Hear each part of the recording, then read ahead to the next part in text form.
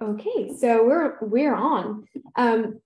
So I'm very happy to introduce Linda more to everyone watching us, and I wanted to share a little bit with you how we came to do this conversation. So Linda and I came across each other on Instagram last year, I think.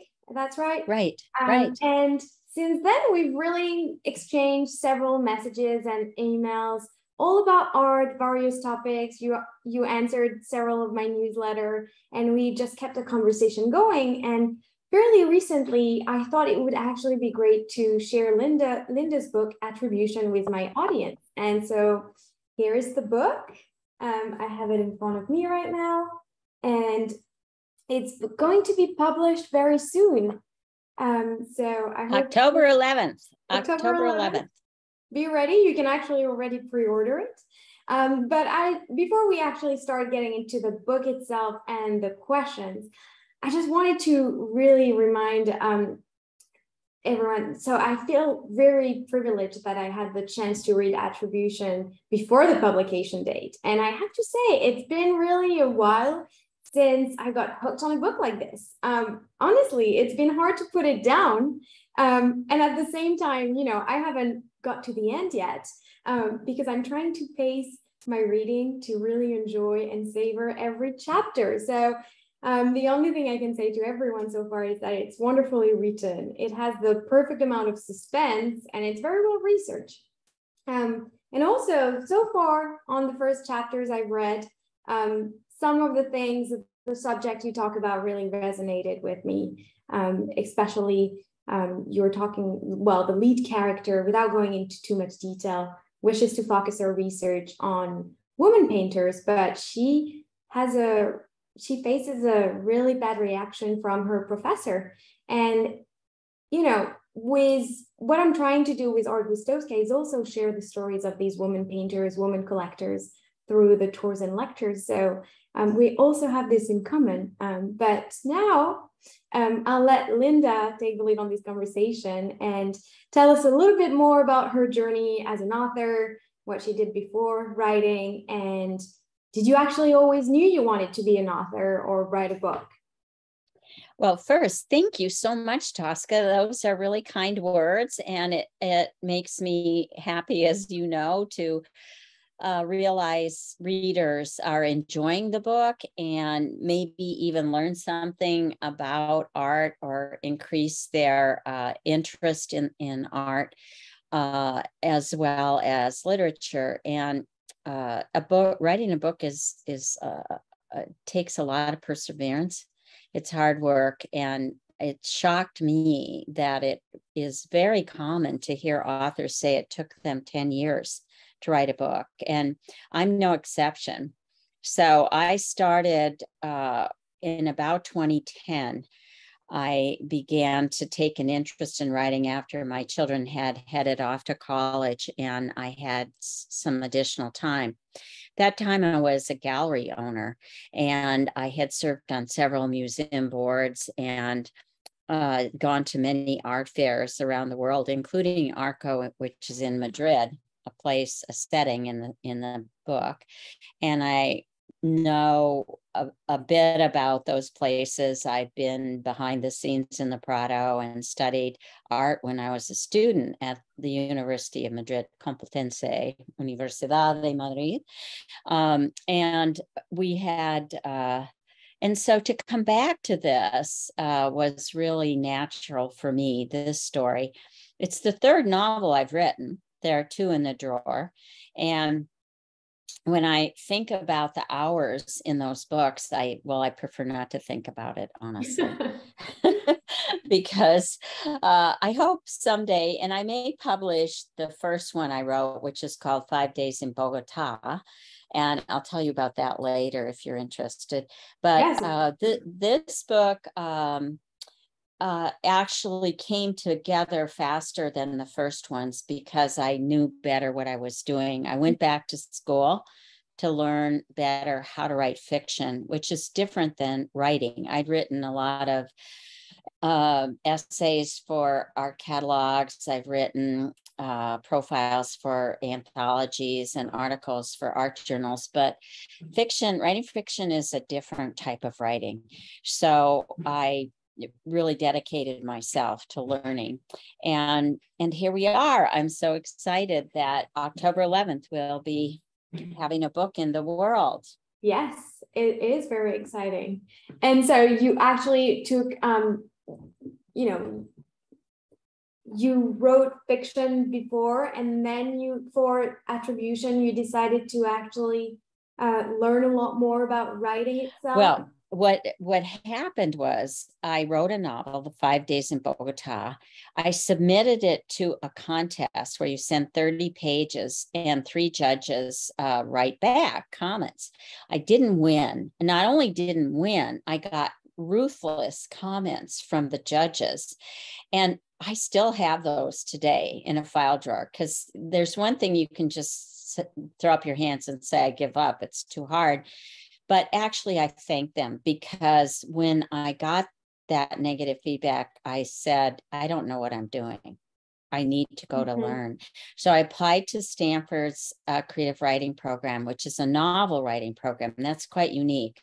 Most creative writing programs focus on short stories and essays, because just the length of time you have in a semester doesn't allow the writing of a novel. And I love that about the program. So you can't finish the program or get the certificate that comes with the program 2 years without completing the novel and having it ready.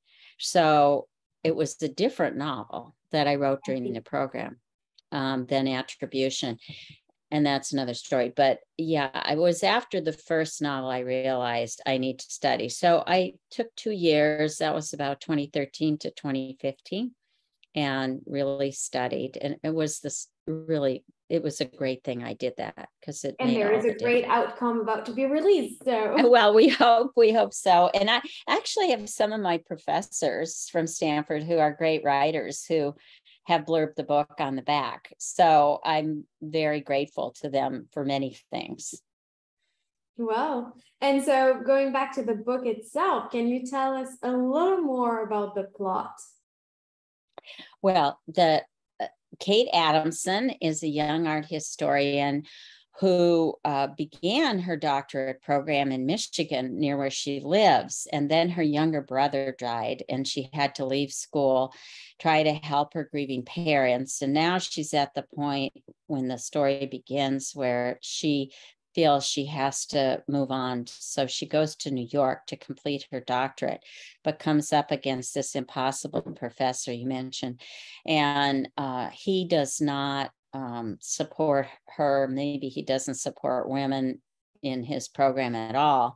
But in any case, he assigns her the scut work of doing the inventory in the basement. And she's so thorough and wanting to impress him that she finds an old chest, and she looks through it, and she finds a rolled canvas in there she believes is a Baroque masterpiece. So after she gets a little more data and information, she decides she's going to show it to him and prove how she's got a great eye and so forth. But when she goes to her regular meeting, he's in a worse mood than usual. and she says, if I show him this painting, he will just reject it, because it's me showing it to him, and the painting won't have a chance.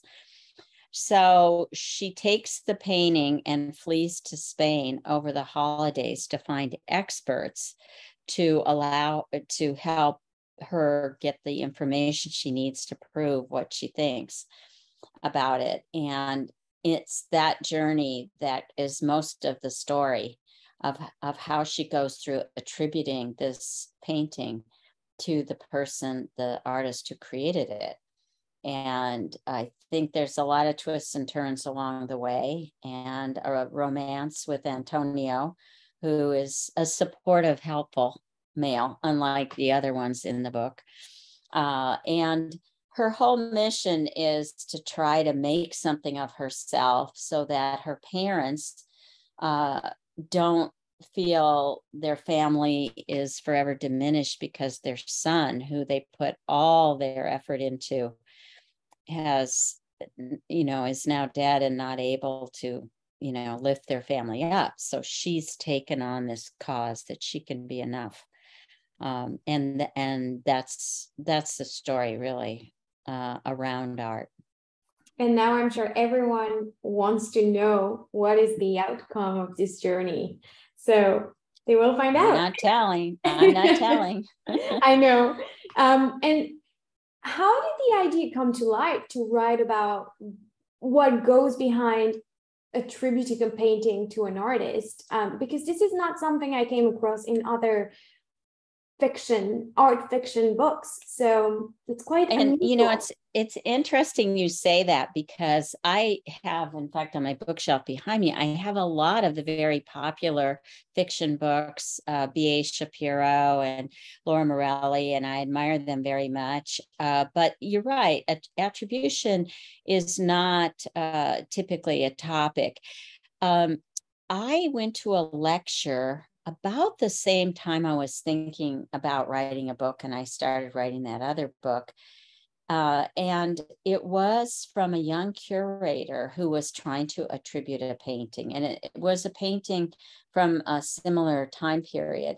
And I was riveted by the story of not only what he went through, this sort of connoisseurship, we say, of being able to look at an artist's work and feeling, yes, it could be right, and there are a lot of old school art experts who rely heavily on connoisseurship.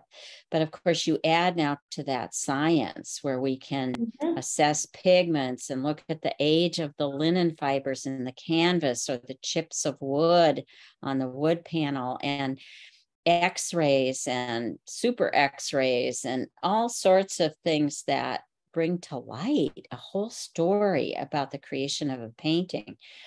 And then, of course, on top of that is, once you gather all the data, then to have to get past these titans who are, really doing battle over who is the, smartest one. And there are some legendary stories about people who refuse to accept another's attribution simply because of egos. And that's part of the story too. And that's reality. I thought all of this had the elements of a great novel, right? Yeah. Yeah. And that's what I loved as well, that you actually, you share with us what goes behind what goes behind the scene in a lab, inside an art lab, where how they conduct testing and what they're checking, because I haven't had access to that part, and I've never actually seen. I've sent stuff to be tested for dendrochronology and I've seen the reports and the answer, but I don't really know what they check and how they do it. So I was really enthusiastic. Where have you sent things? In England, in the UK.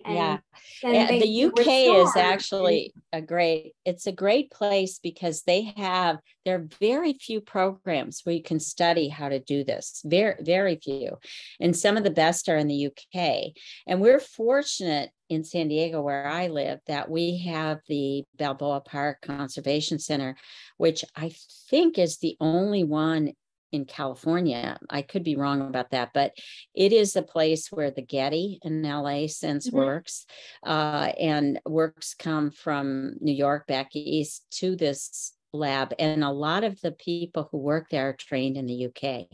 And there is a woman who used to be one of the senior people there, who started her own business of conservation and less attribution, but more of, testing and assessing in order to restore. And she was very helpful to me. So I reached out to a lot of experts who know so much more than I do to be able to make sure the book was accurate. Yeah, and you definitely feel all of the research that's been going on because you share like really minute detail of how these processes work. So I felt like I had access to really something special by reading this book. Um, and actually, about research, did you do a lot of research on Spanish art history while writing the book, while you were focusing on this, on the Baroque period? And did you actually travel to Spain for that? Well, during the time I was writing to the book, I probably went to Spain at least 3 times, maybe 4 times, and not particularly for the book. I lived in Spain for a year, and I lived with a family, and I feel they're part of my family still. And so I had the purpose to visit them, but there was also a reunion of the group I went to school with in Madrid. So we all went to Madrid, and I was in the Prado, which, by the way, I want to mention, I feel like I'm having this chat with you in that rotunda in the Prado, which is where Kate spends time, very, captivated by those works behind you, and they are all so much part of the story. And I just thank you for putting that up, Tosca, because it makes my heart sing.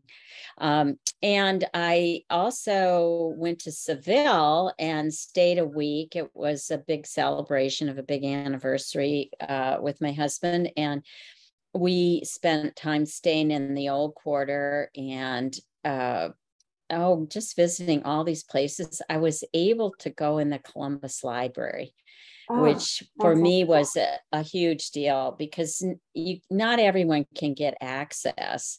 And originally in the book, I had written that the wooden floors creaked. Well, I learned the floors weren't wooden, but they were more like the floors behind you, made of marble and stone. And so they're not going to creak. So I changed the book. So, because I didn't want someone to say, wait, I've been to the Columbus Library and the floors are not wooden. But a lot of the rest of it I did get right, just imagining. But the Columbus Library was kind of like the original Library of Congress. The goal Columbus's son had was to collect a copy of every book printed. So he started this library very early on when in the 1500s, when book printing was really just beginning. And he managed to amass quite an extraordinary collection of books. And of course, they've added to it. But if you ever have a chance, it's a wonderful place to visit. I will need to find a recommendation that leads me right there. get one of those letters from the university, particularly not one that's forged, but And did the person was it as empty when you went as how you described it in the book? Yes. Wow. I don't know if I saw one other person at a carol, maybe one other person. Yes, it was empty. I'm very excited to see how the person helping her at the library becomes such an ally to her, because I'm at the part where you say he is going to be a great help to her. So I'm excited to see how this comes along. Well, one of the things they say about writing a novel is everything in the end is in the beginning. So you're leaving a big clue there. Well, yeah, but also, sometimes there's things that are false leads, right? Just like life. Like you're not, you think someone is something, and then you learn later they're not, and that's, that is what makes people interesting. So much to continue reading and see. So I'm excited. And so about the cover, I'm going to show the book cover again. So you chose the painting of the Rock by Venus. And would you like to tell us a little more what prompted that cover and a little more about the painting itself, actually, because it's not a random choice. yeah, it's quite a famous painting. I wish I had a postcard of it, and maybe I should get one. But it is the only nude that we know that Velázquez painted. Here is, let me do this so you can see it. Yes. There's the whole painting. So what's on the cover is just a detail of the painting. And of course, we didn't necessarily think, well, I honestly, I have to tell you, I did not design the cover. It was designed by someone named Julie Metz. And she had a list of paintings that were mentioned in the book that she could have chosen. And she chose this one, and she chose the red curtains that you see on the cover, that hide a lot of the figure.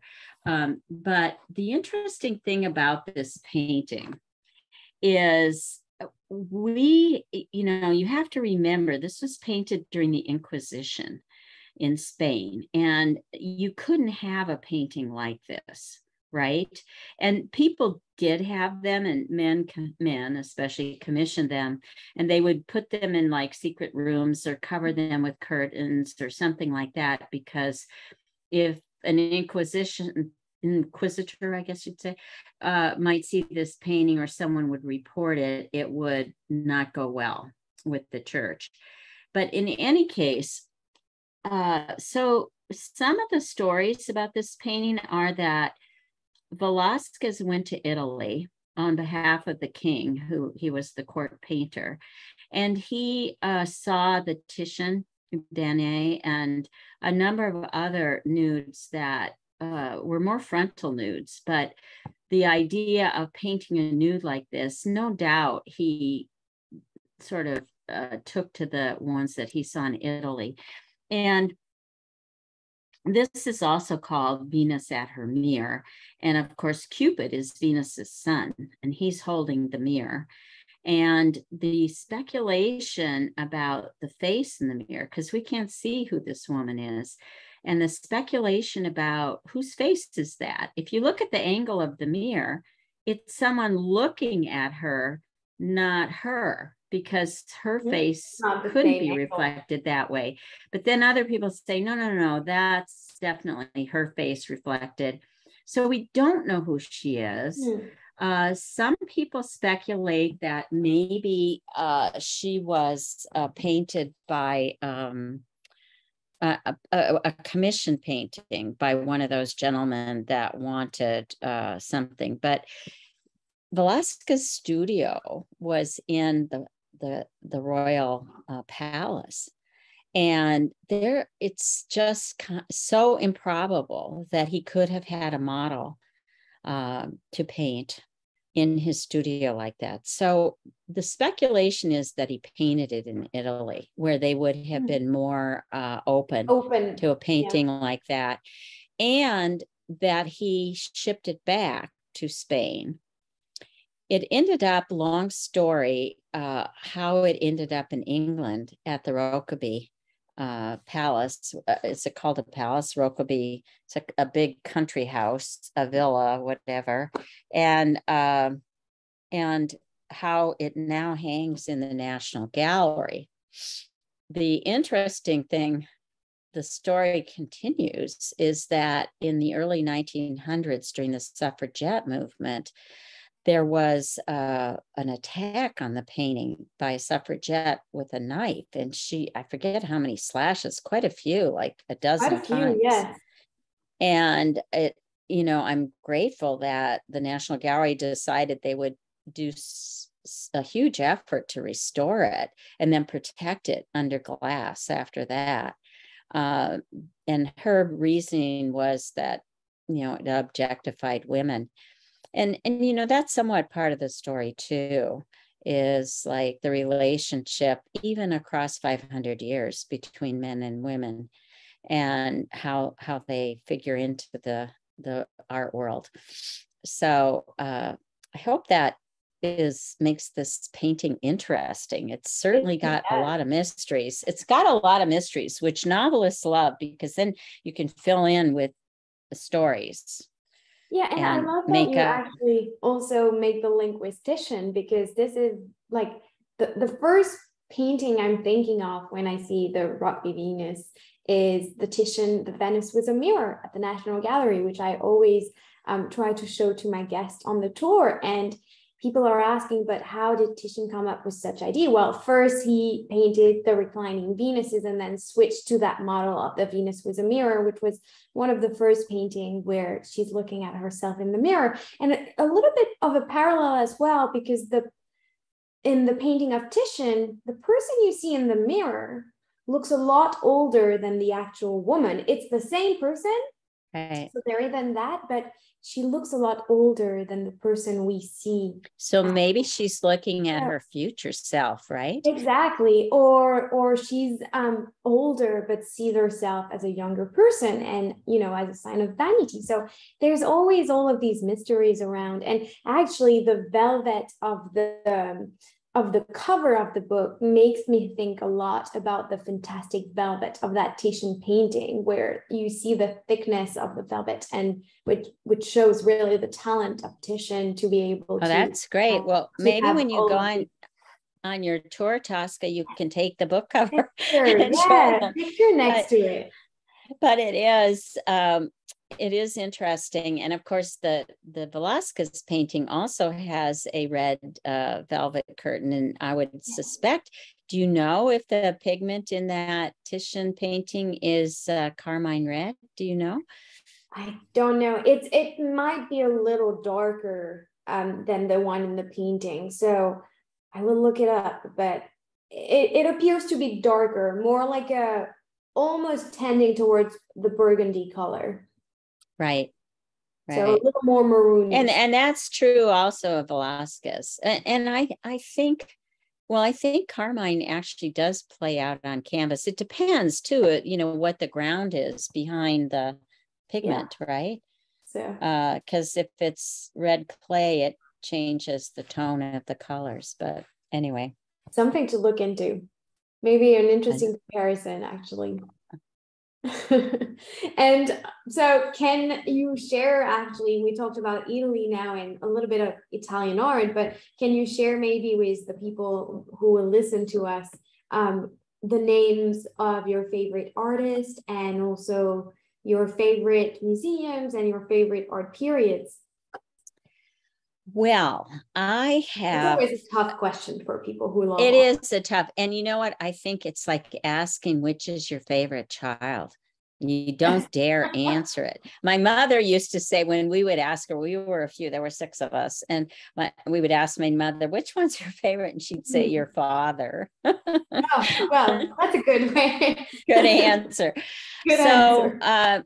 So my gallery mostly focused on Hispanic artists, contemporary artists, that is artists from say 1950 forward, and many of them still working. At the time, I think they were all alive and working, and I love that because I loved that collectors could meet the artist and talk with them and see their process and visit studios. And I took more than a few people to South America, mostly Uruguay, Argentina, some Colombia, and Brazil. And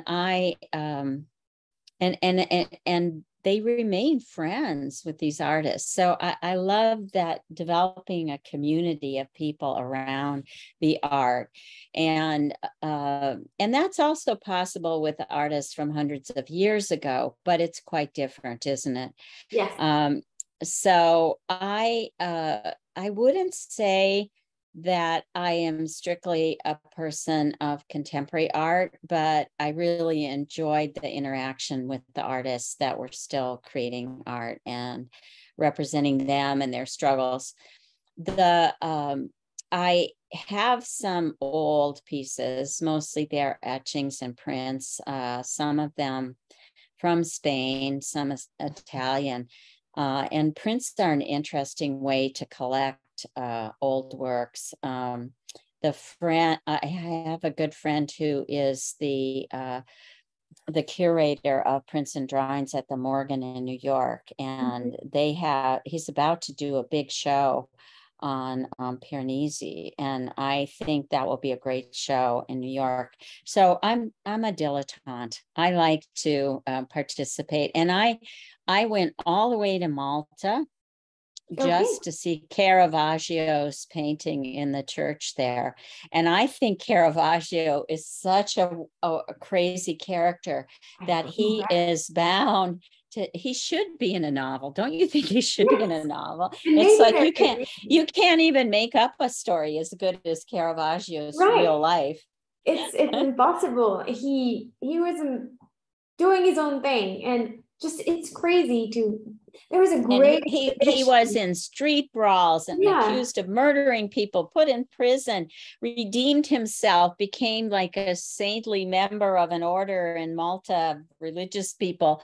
And then he got put in prison again and he escaped. And oh my gosh, I he think had the a saddest crazy part of the life. story is how he always wanted to. He finally got forgiveness to come back to Rome, and he died on the journey back two days before reaching Rome. Um, He had, and wasn't he like 37? I mean, he was really so young. young, He and was yet really young. he, one of these artists who had predisposition for painting and who was just a prodigy. So I guess it's extraordinary. Velasquez was the same. He went into study when he was like 12 or 13 years old, and he went to be a court painter when he was around 20. I mean, it really is shocking. I don't know if we see that anymore. Really, really young people like that who have the opportunity to show their skills. I guess patronage has changed so much as well, and the way artists interact with patrons is also so different that I wonder what would equal or what would be the equivalent. How would you judge? Maybe 100 years from now, we'll be able to make a parallel between a genius in the Well, 15th century versus in the 16th century versus a genius in I mean, the 20th e- century. even back then, now, of course, being accepted to a prestigious art school based on submitting some kind of portfolio, like the New School in New York or Cranbrook or in Los Angeles. I mean, there's some really important schools that can make or break your future opportunities. But back in the day, that was true too.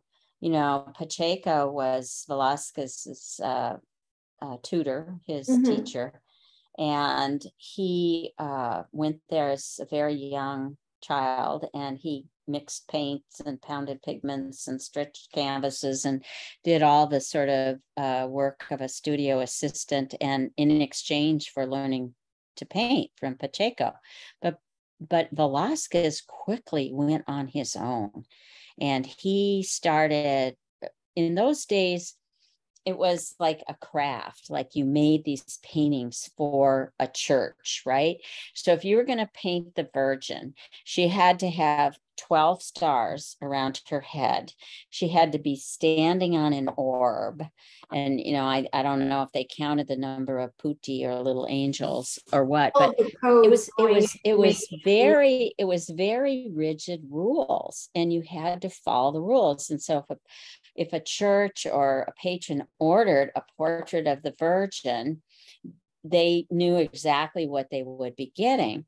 Well, I mean, Velasquez did paint those kinds of paintings in his day, but he, on his own, departed into painting using real life models, developing what we now call naturalism, and having people, people talk about the water drops on a jug in one of his early Bodegón paintings, or they talk about the eggs frying in that famous painting of Martha and Mary. And I mean, the realism of it is astonishing, and it's something he really was one of the innovators of that way of painting. Yeah, was he ever in contact with the Dutch art school? I wonder. Well, yes, Rubens came to Madrid, and Rubens and he hung out together. And in fact, there's sort of a famous etching. We have a copy. I think there is a copy in Washington too. And the central portrait is the Count Duke of Olivares that was done by Velázquez. And the surrounding, area of the portrait is all done by Rubens. Oh, and wonderful. it was done by a master printmaker, an etching. I think I'd have to look up his name, but anyway, there's a few of these exist out there. But he spent time with Rubens, and I think part of why he wanted to go to Italy and go back to Italy is because it so enriched him to see what other artists were doing, and he really benefited from those Italian trips.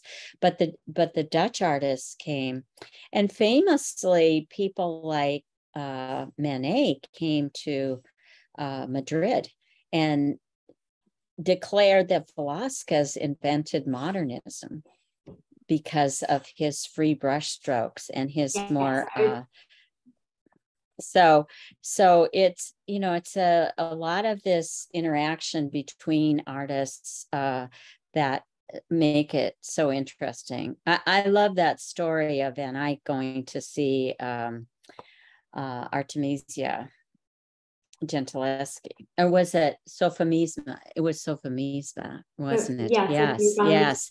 And Van Eyck painted a portrait of her when she was 90 something. And that is a great story too, right? I mean, I think the art, all these books that are coming out now that focus on, the pilferage of art by the Nazis in World War II, and the hidden art, and just, finding, those are all great, and that's great history. But the old stories are also great. Yes. I mean, and they didn't have the same means as well as further like the fact that artists from the Flanders or Netherlands were meeting with Italian artists is a big thing, and it's not little stories. It was a big deal. Well, I think one of the things that is forgotten historically is that out of Madrid was the Spanish Empire, and the Spanish Empire included the Netherlands. It included the Milan, Naples, and of course all of South America, and Portugal at that time was part of the Spanish Empire. So it is, what can I say? It's natural that they would get to know each other and travel in similar circles. But I think that's now often forgotten, that it was a different country, and really it wasn't. They all reported to the king of Spain, or the Spanish Empire. Yeah, and actually about empire and travel, I know you've traveled quite a lot, and so any favorite museum you would recommend to have your bucket list? Actually, I started working on a column I'm going to do for something called Artsy Traveler. Okay. And the column is about museums you've never heard of that you should know about. And because everybody knows about the Louvre and the Uffizi and of course the Prado. But I just finished a column about the Museum of Old and New Art in Hobart, Tasmania, which you're shocked, right? Surprisingly enough, I've heard of it because I had a friend, and now I can't remember who it is, but I have a friend who went there, and I was amazed when I saw their post. I was like, who would have imagined there was this museum over there? And it started a bit as some of these museums do, as a vanity child, but then let's face it, the Uffizi was the Medici's vanity child, right? And they and this fellow David Walsh started a collection, and he has quite a big checkbook. He's a very controversial guy, but regardless, he really took to commissioning artists to do site-specific pieces. So Alfredo Har has a beautiful piece there. So does a Wee, the Chinese artist that we know about, and James Turrell has 2 amazing light pieces there that aren't to be missed. So a lot of these contemporary artists, but he also has Egyptian sarcophagus, and he has Pacific Islander carvings, and it's a extensive place of a wide, that covers basically all of art history. And so that's a great place. Another place, there's 2 places in Johannesburg, South Africa, that I would recommend. One is the main museum, where you will see people like William Kittredge and people who do great installation about the troubles of South Africa. And there's a brand new museum that is a modern art museum that's in Cape Town. And it is a gorgeous museum as well. And has really taken advantage of, and you will see art from all over the world. And I appreciate that about places like the museum in Tasmania, because of where they're located globally, they tend to meet and know about artists that we never hear about in North America. And that's why people go to Documenta, they go to the biennials. And I love that too, is because I'm going to see an artist from Rwanda that I never heard of, and I would never have a chance to meet. And in my travels, I was able to meet artists like that and collect some things, although you get limited of how much can you collect, but just seeing the art and listening to the artists and understanding more about their culture and their world is, and also I love that they're so remote. They're not derivative of what you see in the big centers like New York and London and Madrid and Berlin.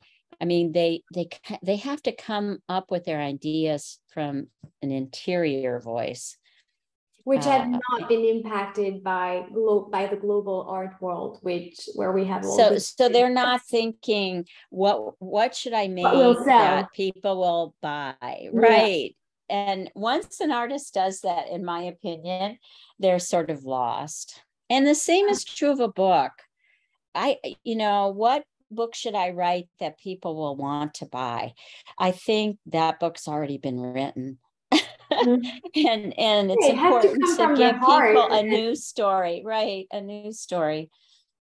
And that's how it makes it unique, actually, because it's not been seen elsewhere. So, well, I think we've covered quite a lot of grounds. That was really enriching. Thank you so much. Thank you. I so appreciate your interest, and I love that you're enjoying the book, and you will, I hope, get back in touch with me and let me know what you think when you get to the end. Oh, yes, I will, for sure. I don't have any other question, but is there anything else you wanted to mention? Well, I've loved spending the afternoon in the Prado Rotunda with you. Yes. That's all I want to say. I wish I could go right now, but that's not possible. Maybe not until next year. Because I was looking at these pictures while looking for a background, and it looks, I can't even remember when I was in the Prado for the last time. It was a long time ago, that is for sure. But I think they've remodeled quite a lot of rooms. So I need to go because I have not seen that rotunda. So I really need to make the trip. Well, the paintings, most of those paintings have always been in the rotunda, even when I was a student. But there are things that are different. I think the picture of the I have to remember. I just think they've been rearranged. But Las Meninas, which is right behind your head, has always been in that spot as long as I can remember decades and decades ago. There used to be, thankfully, a wonderful round chair, which appears in the book, a sort of a banquette in the center. And it was so great because you could sit down, and they're often, that room is often full of crowds. So you kind of like to wait till the tour groups go through, and so you can sit there and be alone with the paintings. But thank you for sharing it and thinking of that. Good idea. And thank you for your interest in the book and taking some time with me. Thank you, Tosca. Thank you it's for been your great time, to get to know you. And I hope all of the people watching us will get the book and have a feel for it as well. And it's available. Will it be available as well in Europe? I imagine so. It is available through Waterstone, is the English purveyor of the book.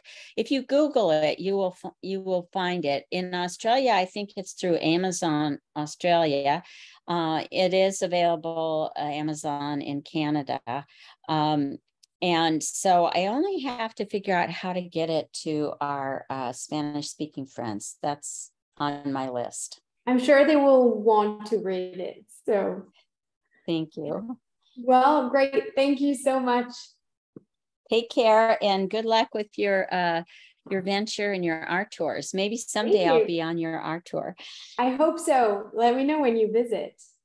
I will. Thank you. Bye-bye. Bye.